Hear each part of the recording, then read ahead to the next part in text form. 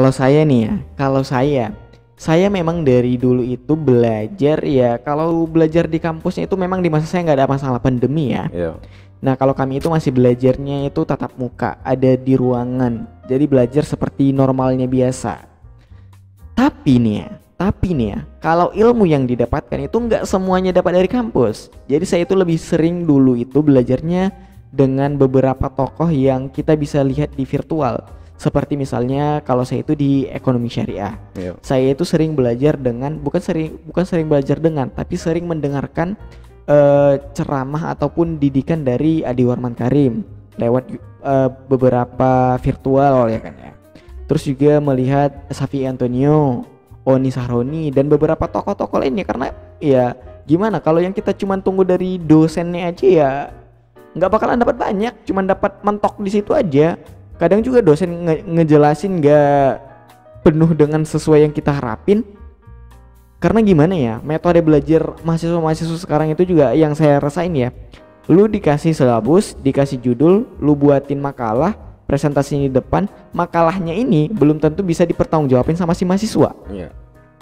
Jadi nggak sesuai gitu bang, harus disentuh. Belum tentu juga kita bisa menerima langsung dong apa yang disampaikan dengan teman satu angkatan kita.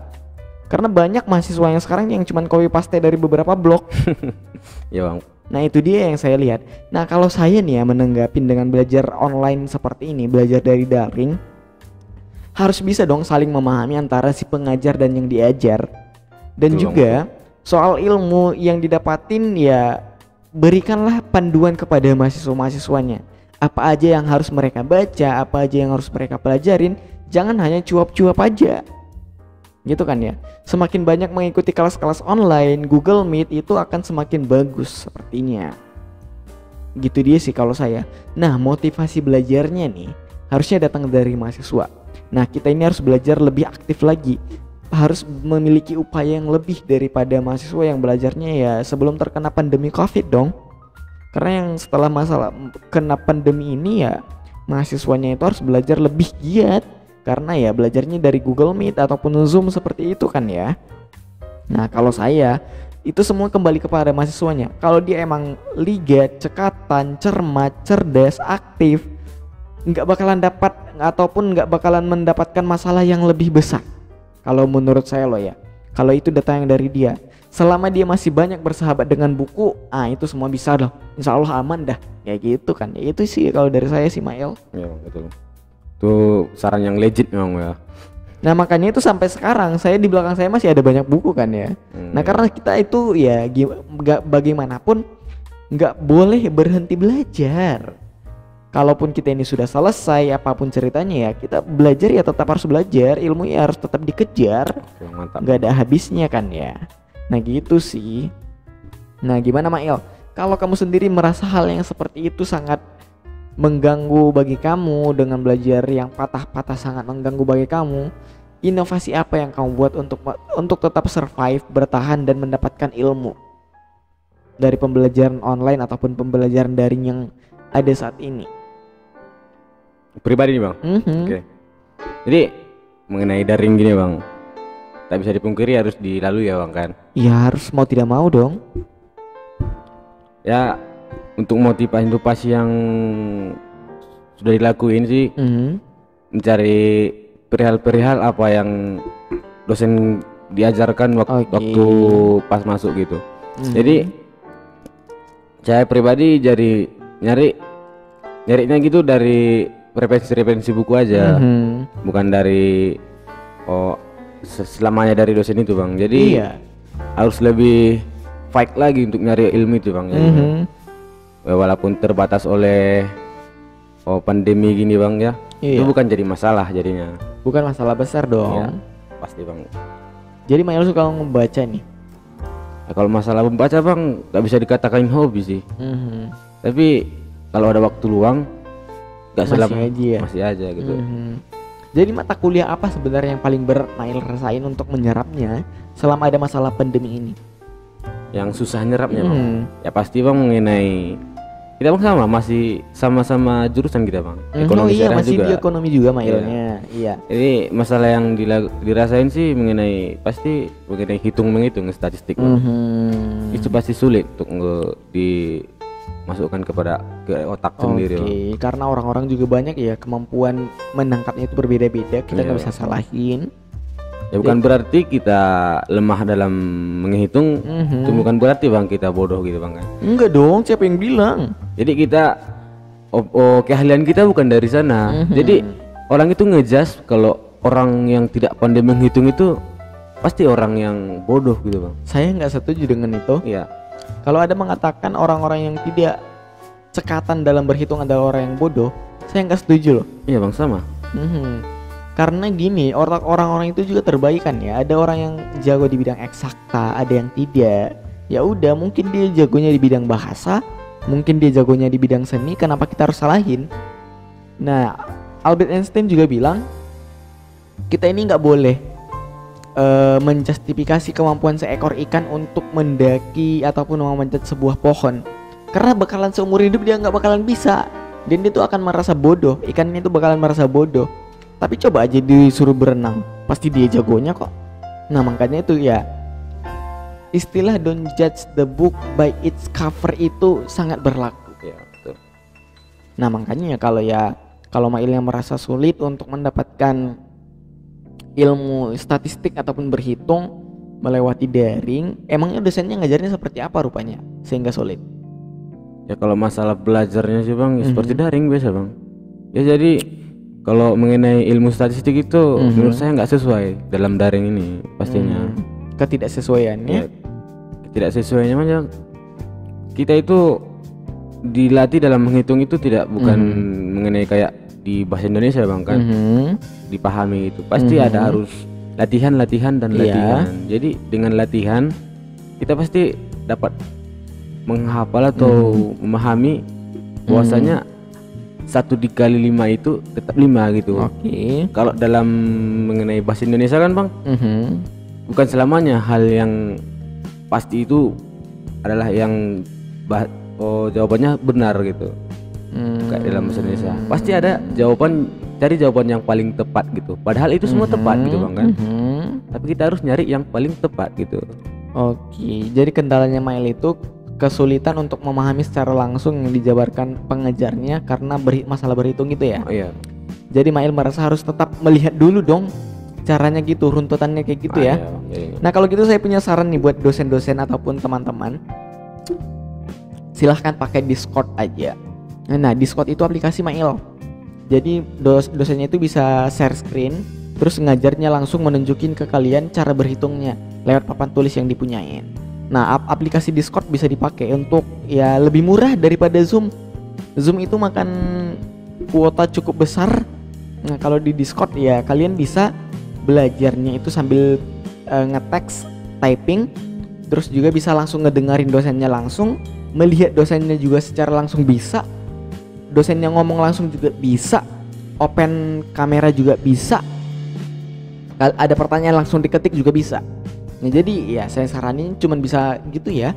Walaupun dosen-dosennya mungkin belum terlalu familiar dengan Discord, ya silahkan aja deh dicoba. Dan itu bakalan kayaknya lebih gampang lah untuk mempermudah mahasiswa langsung melihat apa yang bisa dipraktikkan oleh si dosen gitu kan ya. Jadi mau nanya nih, apa tuh? Ini mengenai mahasiswa dengan dosen. Jadi mengenai tanggapan abang mengenai mahasiswa yang sempat bunuh diri tekanan dari dosen gitu. Mahasiswa yang sempat bunuh diri karena tekanan dari dosen. Ya itu udah familiar sih sebenarnya. Gimana pendapat abang gitu? Nah kalau saya nih ya, kalau ada mahasiswa, aduh gara-gara permen nih.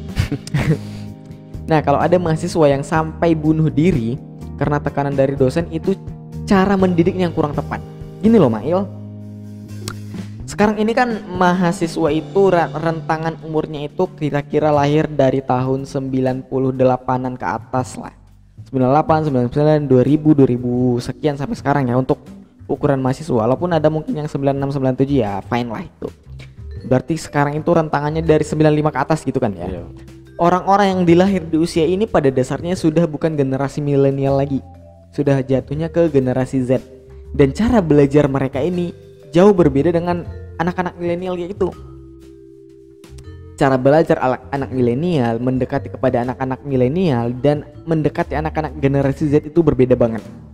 Jadi kita nggak bisa maksain sebagai dosen nih, misalnya ya, menurut saya loh, sebagai dosen kita nggak bisa maksain apa yang kita alamin waktu belajar dulu itu juga yang diberikan kepada mahasiswa zaman sekarang, karena caranya udah beda dong. Kita juga harus bisa beradaptasi dong dengan kondisi mahasiswa sekarang, bagaimana pergaulan mereka sekarang, memahami mereka. Karena mengajar yang paling baik itu menurut saya adalah mampu menyampaikan apa yang ada di pikiran kita dan diserap oleh si mahasiswa tanpa harus memberikan tekanan kepada mereka. Siapa juga yang mau ditekan? Siapa juga yang bisa berkembang kalau tertekan? Gitu kan ya. Nah, kalau dengan cara menekan mahasiswa itu bukan cara yang logis lagi, bukan cara yang manusiawi lagi bagi saya. Kalau kita itu harus menekan mahasiswa. Tetapi dengan memberikan pengertian, memberikan pendidikan, memberikan arahan, tujuan, bimbingan, itu cara yang lebih efektif. Karena mahasiswa sekarang loh ya, kalau harus dipaksa, harus ditekan kayak gitu bakalan membangkang menurut saya. Nggak bakalan suka yang dikekang seperti itu, nggak bakalan suka yang kamu gini, kamu gitu, kamu bakalan nggak terlalu mendengarkan. Tapi kalau kita berikan arahan dan pengertian, mereka bakalan datang, bakalan dijumpain. Nah, kalau masih ada nih mahasiswa yang bunuh diri karena tekanan dari dosen, itu cara mengajar dosennya harus dipertanyakan. Tapi yang dalam keadaan mahasiswa yang bunuh diri itu, apa mahasiswanya salah pilih jurusan atau memang ketekanan gitu? Kita nggak tahu ya, apakah dia salah ambil jurusan ataupun tertekan, kita nggak tahu, karena keputusan dia bunuh diri itu ya kita nggak tahu juga karena apa. Ini kita ngomongnya gamblang aja, umum aja nih. Jadi kita nggak tahu pada dasarnya kenapa dia bunuh diri. Nah, kalau kita katakan dia salah ambil jurusan, ya siapa yang tahu dia salah ambil jurusan atau gimana? Karena kita nggak tahu dia dari awalnya seperti apa. Nah, tapi gini loh ya, soal salah ambil jurusan. Jangan pernah katakan diri kamu itu salah ambil jurusan, tetapi cobalah untuk menikmati apa yang kamu dapatkan saat ini. Ketika kamu belajar, ketika kamu semakin mendalami apa yang kamu dapatkan saat ini, dan jangan lupa bersyukur, itu akan menjadikan jalan baru bagi kamu. Betul. Jangan memberikan poin-poin negatif kepada diri kamu. Betul. Kamu mengatakan kalau kamu salah ambil jurusan, aku harusnya seperti ini, seperti itu tanda kalau kamu gak bersyukur. Coba deh kamu bersyukur dan lihat permasalahan yang kamu dapatkan sekarang dari sudut pandang lain. Itu akan menjadi sesuatu yang lebih baik bagi kamu daripada harus mengeluh seperti itu. Betul bang. Nah, jadi kalau ada mahasiswa yang mengatakan saya ambil jurusan, saya bakal mengatakan kepada kamu coba deh untuk bersyukur. Karena di luar sana banyak juga orang yang ingin kuliah tapi nggak bisa.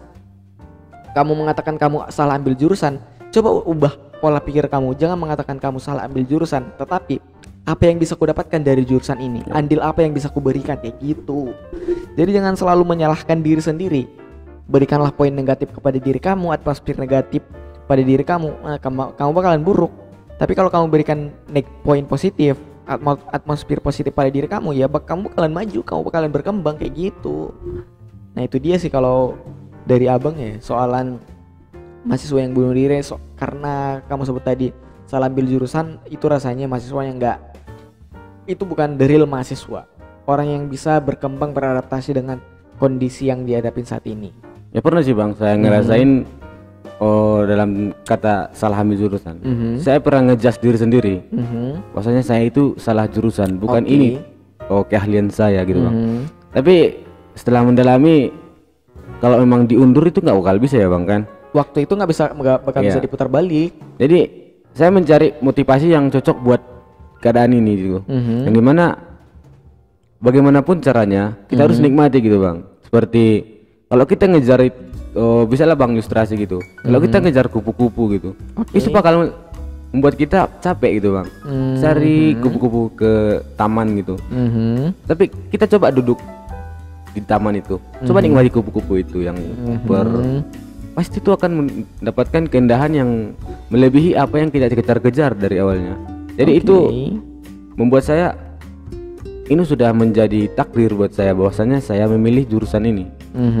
Jadi jika mau diundur, itu akan menjadi bahwa diri ini pecundang gitu bang. Oke. Jadi itu menjadi motivasi buat diri saya bang. Jadi apa yang ada sekarang syukurin, nikmatin aja bang itu. Jadi. Ya iya. Apa yang ada sekarang, kalau kamu mengatakan kamu salah jurusan itu jangan. Iya. Kamu pelajarin itu, kamu dalamin itu. Putar pola pikirnya, lihat dari sudut pandang lain. Pasti bakalan ada jalan bagi kamu. Jangan berhenti aja untuk belajar gitu. Karena kalau kita berhenti belajar, kita stagnan, ya udah kita bakalan mentok, nggak bakalan maju lagi. Itu dia. Kan ya? Nah, jadi soal mahasiswa tadi Mail, jangan lagi, semoga aja kedepannya jangan pernah lagi ada berita yang mengatakan bahwa mahasiswa bunuh diri karena tekanan dosen. Semoga kedepannya nggak ada lagi. Tapi Mailnya nggak pernah ketekan kan? Nggak bang. Nggak pernah merasa tertekan ya? Nggak bang. Tuh kalau masa tertekan itu cara kita menyesuaikan diri aja yang salah itu. Oke. Berarti nggak ada masalah dong sama dosen-dosen? Nggak bang. Slow aja ya? Slow aja lah bang. Slow baik. Dosen juga manusia bang kan. Oh jadi... iya. Nah karena gimana pun dia, selama kita manusia itu pasti ada sifat salah. Kita nggak bisa pungkirin. Karena ya namanya juga manusia ini, kita bukan malaikat yang bisa selalu benar kan ya. Nah, itu dia sih. Jadi kita yang harus sesuaiin kepada dosen kita. Harus bisa saling memahamin dong pastinya. Jangan hanya memaksakan kehendak kita sendiri aja. Kalau kita memaksakan apa yang kita punya dan harus dimiliki orang lain, harus dipahamin orang lain, itu namanya kita egois. Jadi kita ini ngobrol, bicara, belajar, harus bisa saling memahamin satu sama lain. Kalau kita berharap lawan kita bicara itu harus bisa memahami kita, ya jatuhnya kita yang sombong, kita yang egois. Karena kita harus bisa dimengerti orang lain. Tanpa mengerti orang lain gitu kan, itu nggak bagus loh. Apalagi di era sekarang ini, kalau kita hanya berharap orang harus selalu mengerti kita, aduh kamu itu nggak bakalan bisa survive lebih lama dong. Tenggelam di daratan bisa aja. Bisa aja Mail hal yang seperti itu terjadi. Wah Mail nih, banyak hal yang dikeluhin. Ada keluhan lain-lain nggak nih yang mau diceritain Mail? Nggak bang. Kalau masalah keluhan itu nggak bisa dikatain keluhan bang. Cuma curhatan aja bang. Curhatan aja nih. Kalau keluhan itu seolah kita menolak bahwasanya Allah itu berikan segalanya, tapi kita menanggapi itu bahwasanya itu suatu hal yang kurang dari apa yang diberikan Tuhan gitu. Jadi nggak baik bang bilang keluhan. Nggak bagus dibilang keluhan ya menurut Mail ya. Tapi cerita curhatan itu bisa lah. Masih bisa lah ya. Ada curhatan lain yang bisa kita dengerin. Kalau masalah asmara itu pasti. Oh iya, sekarang ke asrama aku terbalik bilang asrama ke asmara ini. Kalau asmara ya anjlok lah bang, enggak. Emangnya aku zodiak apa? Emangnya aku orang-orang tarot yang bisa membaca rezeki kamu besok gini. Asmara seperti ini. Keuangan, kesehatan, aku bukan tarot Mail yang bisa membaca hal-hal itu. Tapi mengenai zodiak abang yakin mengenai itu hal itu atau hanya sebagai zodiak yang kamu maksud yang gimana ini? Yang ramalan. Ya, ramalannya. I really don't believe about ramalan. Forecasting saya nggak percaya itu. Ya gimana ya? Karena saya besar itu juga dididik sama ayah ibu ya.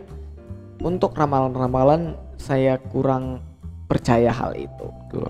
Tapi kalau ada misalnya takwil mimpi ya I can believe that.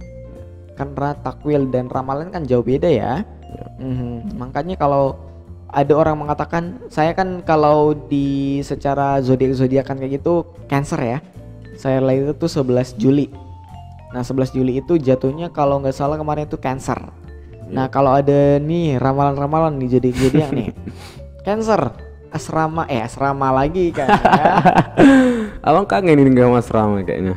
Ya bisa jadi sih. Cancer asmara, kamu dan si dia itu lagi diam-diaman. Kamu sebagai cowok harus bisa lebih aktif kayak gitu. Don't believe, saya nggak bakalan terlalu percaya dengan hal yang seperti ituan. Kalau juga ada kartu-kartu tarot gitu, nggak bakalan percaya.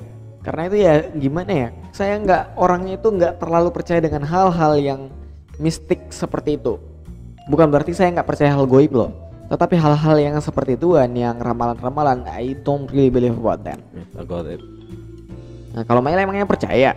Enggak sih bang, cuma kalau pasti pernah dibaca ya bang mengenai hal-hal yang gimana hari ini kita merasakan gini, harus gini kata dari zodiak gitu. Di radio-radio juga sering muncul yang kayak gituan kadang mah. Jadi kadang terselip di otak. Kadang memang ya kebetulan mungkin kayak bang, apa yang dirasain dengan apa yang tertulis di sana.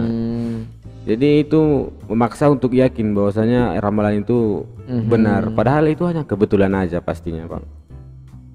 Do you really believe on coincidence? Emangnya kamu percaya sama yang dikatakan kebetulan?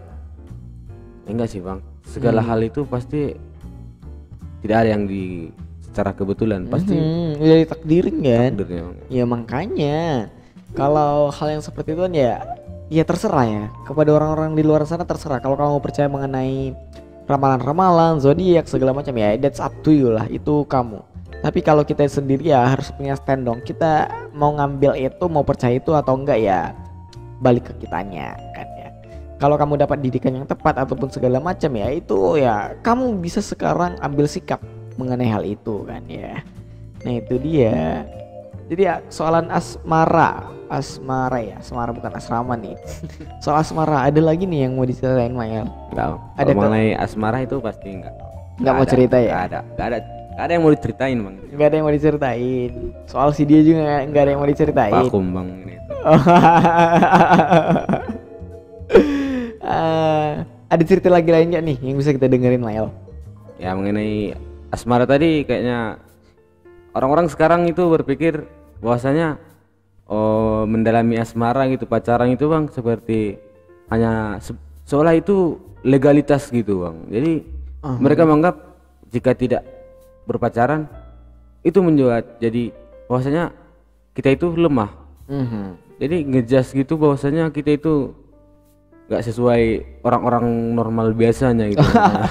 Jadi itu bang, mau nggak mau ya emang gitu bang. Itu ya yang Mail rasain sekarang dengan pergaulan yang ada saat ini yang dekat dengan Mail, merasa kalau nggak pacaran itu nggak normal kayak gitu nggak ya? Gitu. Jadi seolah-olah mereka menyuruh bahwa pacaran itu legalitas gitu. Harus pacaran kayak gitu. Ya gitu. Kalau polanya seperti itu saya nggak setuju dong ya. Ya nggak setuju bang. Sama gitu nggak setuju. Cuman kawan-kawan itu melihat masa kamu nggak pacaran gitu bang. Padahal emang nggak laku bang. Harusnya kawan-kawan kamu yang dipertanyakan kenapa kamu harus pacaran. Ya kalau aku sendiri sih bang nggak pacaran mungkin nggak laku gitu bang. Itu lain cerita dong ya. Tapi gini, kalau teman-teman kamu mengatain ya kenapa kamu nggak pacaran, ya harusnya mereka yang ditanyain kenapa mereka pacaran, kenapa mereka harus pacaran, emang apa gunanya pacaran, emang apa untungnya pacaran, kayak gitu kan ya. Bukannya pacaran nggak boleh loh, boleh tapi ada waktunya. Setelah kamu menikah kamu pacaran ya fine. Jadi abang pacaran itu nggak ada benefit gitu ya?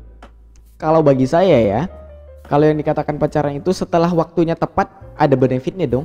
Tapi kalau waktunya belum tepat, ya buat apa? What for? Ngabisin waktu. Yes, nah, itu semua balik ke waktunya. Kalau kita pacarannya sudah pas timingnya ya, let's do it lah. That's good for you. Bahkan itu bakalan jadi pahala buat kamu kalau udah waktunya tepat.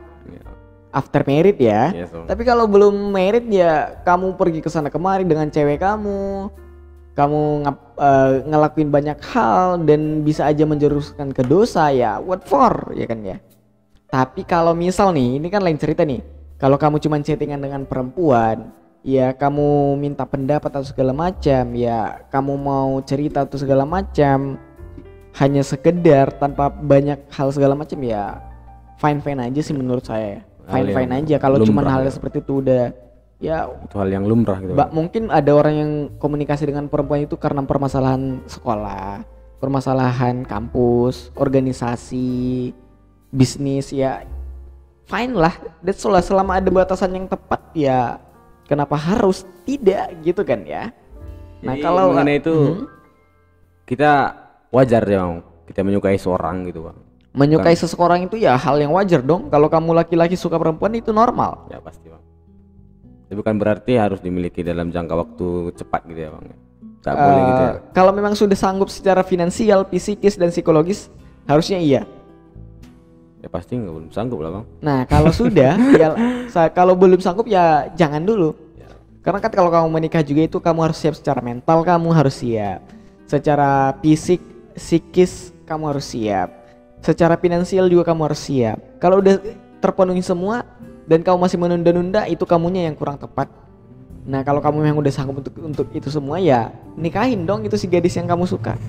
Kalau belum sanggup, ya udah jangan diganggu itu anak orang.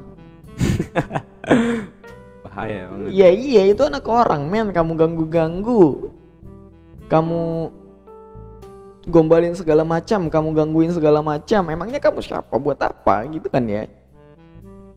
Nah itu dia, emangnya kamu nggak ada niatan buat nikah Mail? Ya ada lah bang, masa nggak ada.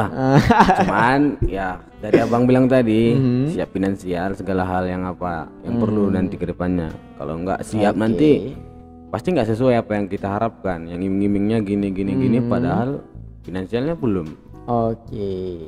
Nah itu dia sih soal asmara ya. Jadi jangan memaksakan kehendak, karena banyak sekarang juga Mail yang terjadi adalah orang pacaran itu hanya untuk melampiaskan nafsu. Ya, betul. Banyak sekarang. Beberapa kasus lain di beberapa lokasi kemarin itu ada berita, kalau kamu baca ya, atau kamu dengar juga, ada pasangan yang melakukan hubungan intim dan nggak bisa dilepas sampai ditangkap ke kantor polisi. Kamu dapat nggak itu? Kamu dapat nggak informasi yang itu? Terus ada juga yang kedapatan di halte. Ada juga anak yang kedapatan di tempat seperti sawung kayak gitu. Masih kecil, masih belia. Nah banyak sekarang orang yang berpacaran itu untuk melampiaskan nafsunya aja. Nah ini buat cewek-cewek nih ya, buat cewek-cewek. Kalau cewek dengar, kalau kamu tahu itu cowok kamu itu hanya untuk melampiasin nafsu ke kamu aja, udah mending deh itu kamu tinggalin. Itu bukan cowok, itu bangsat itu mah. Itu orang yang nggak tepat kamu jadikan pasangan. Jadi jangan sampai terperangkap di kalimat-kalimat yang bisa membuat hati kamu terunyu-unyu. Jangan. Nah, kalau saya ya, mending kita ini kalau memang udah mau serius, ya udah nikah, memantasin diri. Pantaskan diri kamu, banyak belajar ilmu agama, banyak belajar untuk memantaskan diri, mempelajari diri, memperbaiki diri. Ya udah nanti kamu bakalan siap. Kalau ada kok jodohnya, nggak usah takut. Karena jodoh itu juga cerminan dari diri kan ya. Ya udah kalau kamu bagus ya jodoh kamu juga bakalan bagus gitu. Nah gitu dia sih Mail ya, soalan asmara. Yang saya juga sebenarnya nggak terlalu bisa soal asmara ini ya kan? Karena gimana ya, saya juga nggak punya teman perempuan yang sangat dekat gitu, nggak ada. Cuman just know, say hello and ya close gitu aja. Hanya untuk ngebicarain beberapa hal aja udah fine, clear enough gitu aja. Nggak banyak basa-basi yang kamu lagi ngapain, udah makan, udah cuci tangan, udah cuci piring, lagi ngapain, sama siapa, di mana. That's not me lah. Gitu dia sih ya. Nah gimana nih Mail nih, udah panjang nih hari kita, udah cerita udah hampir 1 jam. Terima kasih Mail udah datang dan berkumpul diskusi ataupun cerita curhat dengan kita di podcastan ini. Semoga orang-orang di luar sana ngedengerin kita. Kalau mereka ngedengerin kita, ada pesan lain yang mau disampaikan Mail sama teman-teman kita di luar sana? Yang mengenai pesan sih bang, ya gapailah mimpi. Kalau memang gak bisa digapai, ya udah cari orang dalam. The power of orang dalam, yes. Ya, the power of orang dalam itu ternyata masih kepake dari kalimat si Mail ini. Kalau nggak bisa dicapai, cari orang dalam gitu. Ya silahkan dipakai lah kalau teman-teman mau dipakai teknik dari Mail. Well, thank you Mail yang udah banyak cerita sama kita. Sampai jumpa di pertemuan lainnya. Terima kasih udah datang. Maaf kalau ada kesalahan kata, dan akhir kata assalamualaikum warahmatullahi wabarakatuh. Waalaikumsalam warahmatullahi wabarakatuh.